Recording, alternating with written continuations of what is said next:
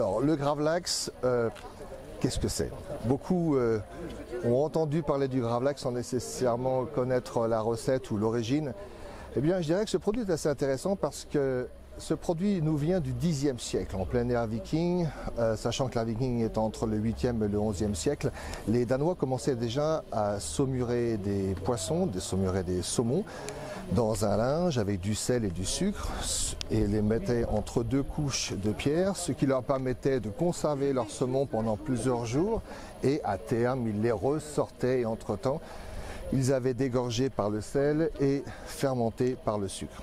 Donc c'était un processus de transformation et de conservation qui était un des plus notoires au début de notre histoire et en tout cas au Xe siècle. Et pour revenir au gravlax, c'est un produit que j'ai souhaité faire partager avec nombreux adeptes de la gastronomie, nombreux adeptes de la longueur en bouche, nombreux adeptes du bien-être.